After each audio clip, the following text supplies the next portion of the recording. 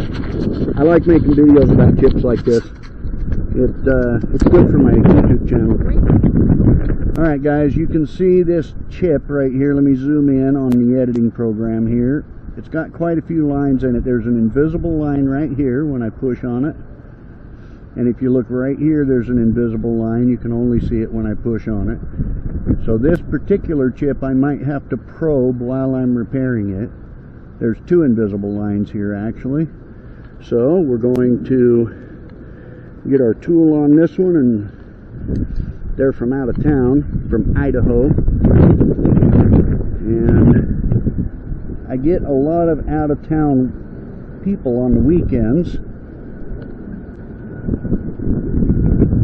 which is one of the reasons I'm open on the weekends, is because I know I'm going to get out of towners coming in.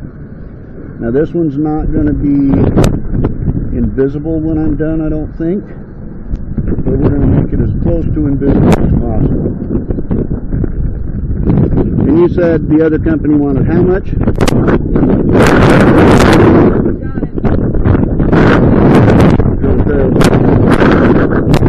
And I won't say the name of the company because I'm sure you guys already know. And the last thing I need is them suing me.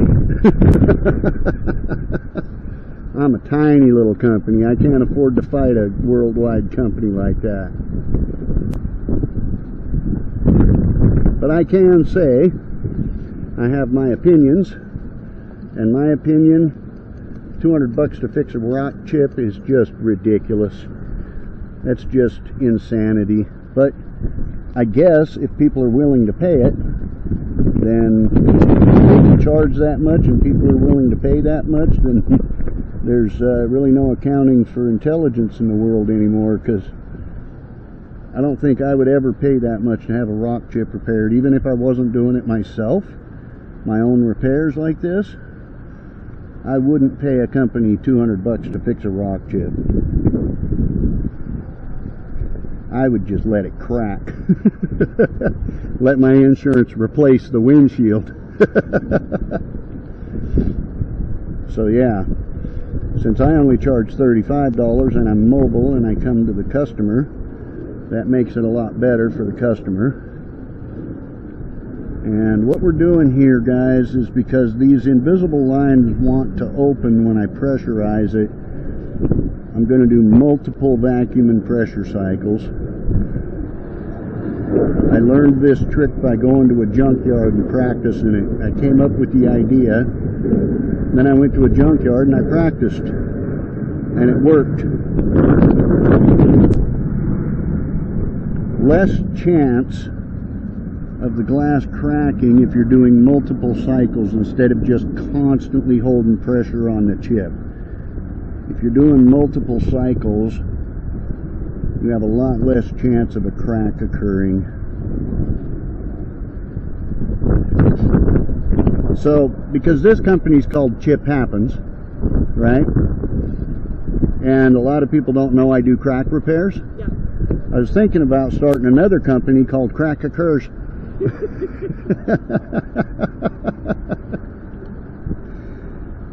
Just to do crack repairs. I thought maybe that would be another good name. Okay, we're going to open this line up a little bit and get that resin to flow, guys. It's just not flowing in there as good as I would like. There it goes. Now it's flowing in there.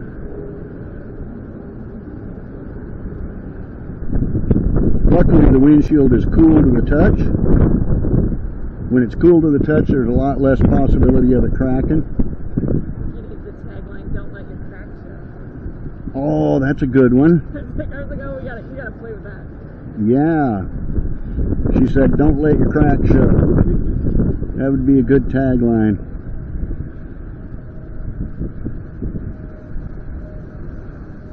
So I could say something like on the business card, crack occurs, just get it fixed. Stop letting your crack show. Yep. Don't walk around with your crack showing. Don't drive around with your crack showing. Right? Crack occurs, don't drive around with your crack showing.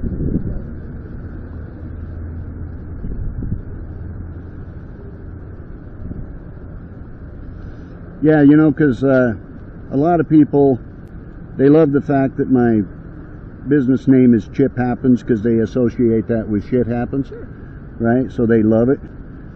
But there's a lot of people that instead of saying shit happens, they'll say crap occurs, right? So if I do a company called Crack Occurs, that might get those other people to let me fix the cracks in their windshields. Okay guys, I think we almost got this one done. We're very close. We're going to do another vacuum and pressure cycle again. Now again, this won't be completely invisible, but I know I've got the lines full of resin because they're 90% less visible now. And because I'm smart enough to use a mirror, I could see the resin flowing into all the lines. This one's just the very, very tip of this one hasn't filled yet. So we'll do a quick open and close on it like this.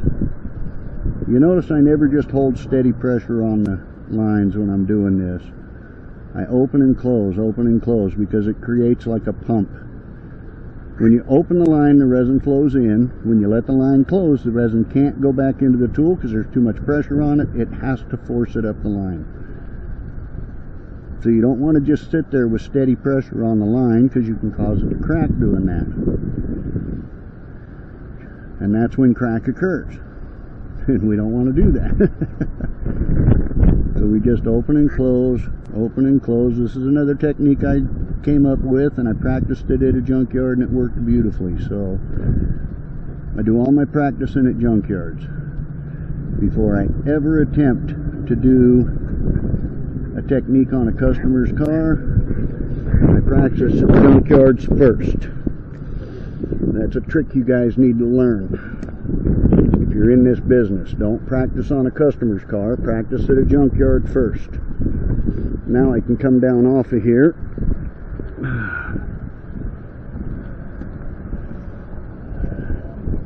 Because I can tape it from down here. It's difficult standing up on the edge like that. It kind of hurts my legs. Or as Forrest Gump would say, it hurts my buttocks. It looks so much better. And you can tell this windshield's 10 days old. So. Oh yeah, she said this windshield's only 10 days old. She just got this windshield. It wasn't ready to get another one. And bam, got a big old chip in it. Into the right place. She just happened to be here in Utah and found the right guy to do the repair.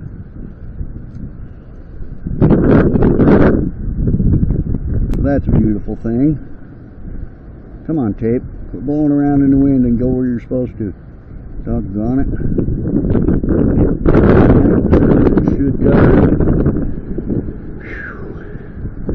Now, sorry you guys are getting some wind noise on the camera, but that's par for the course. It's Utah.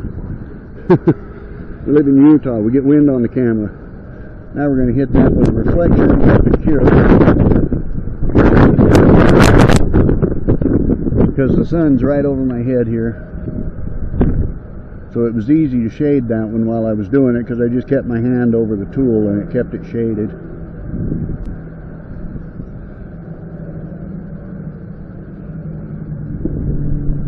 So this will be a good repair when I'm done. It'll be barely visible. So I know that the least visible I make the lines, the more resin I got in them. So if I can make them look like 80 to 90% less visible from all the way to the tip of the line, then I know I got them completely full of resin, which is what you want. Anybody that does a repair that you have a line like this in your windshield and they only get the resin to go that far and you can still clearly see the end of the line, that's not a good repair. It's not going to be a solid repair. I make sure I get the resin all the way to the tip of the lines on every repair I do. I shouldn't say on every repair. There's some repairs that I've done, well, one so far on video. I filled the whole chip and I got every line filled except for one line. It just wouldn't take any resin because it wasn't actually connected to the chip. I think it was like a separate crack. So I popped a little chip at the end of it and just backfilled it enough to know that it can't go any farther. And, you know, that happens once in a while. It's rare for that kind of stuff to happen, but it does happen. But for the most part, I try to get every line to be as close to invisible as possible.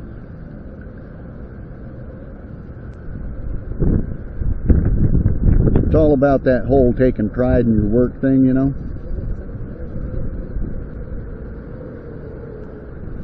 And I gotta say, I hope my company never gets so big that I rush people through the process and don't take my time to do a good job.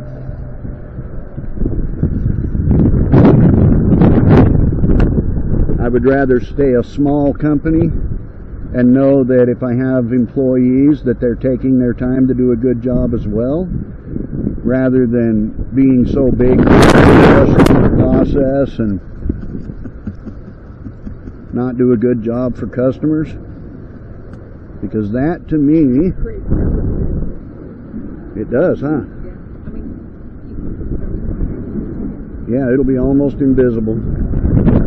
I got one more thing to do, and that is I got to fill in that hole the rest of the way.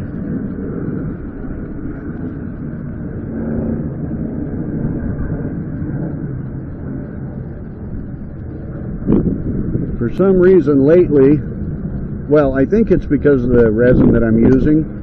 It doesn't,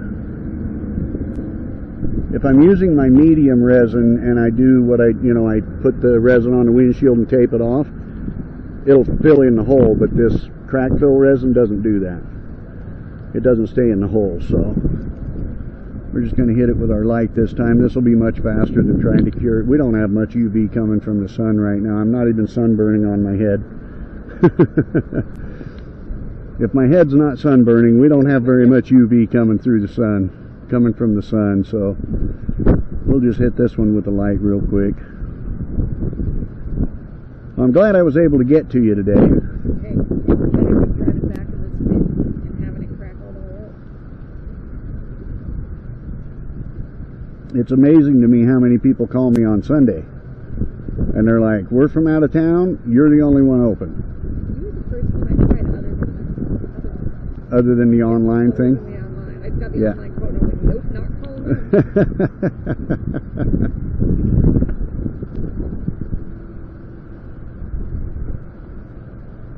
Yeah, and it's funny because they make you type your VIN number in for a windshield chip. Why do they need your VIN number for a windshield chip? I think what they're doing is, I figured it out because everybody gives me, everybody tells me a different price. I think what they're doing is they're looking up the price of your windshield and then charging you 10% of that for a repair. So this is probably a $2,000 chip. Because I know the last guy I talked to, he said they quoted him $250. I know for a fact his windshield was $2,500 because I got a hold of somebody last year to replace his windshield for him because it had cracked before I got there. Look, it's 10 days old, and there was a large company that told us our windshield was going to be $1,500, but we had a small company do it for $750. Wow. So it is, yeah, there is a small local company. Yeah. But it was half the price of the other one. But yeah, it would have been, I think it was $1,500 or $1,600, so that's not that far off. No, it's really not. That's just ridiculous though, still. Yeah. I mean, you got it for half the price using a different company. Yeah. And that company that installed it still made a profit. Right, and they should. So you know what they're making on that it's ridiculous if somebody's trying to charge you $1,600 when somebody else can do it for $750 and still make a profit. That's just ridiculous. Just goes to show you about the gouging. Yeah, there's a lot of companies out there gouging people. Alright, let's see what that looks like. Oh, that is beautiful, my friends. You can't even see it.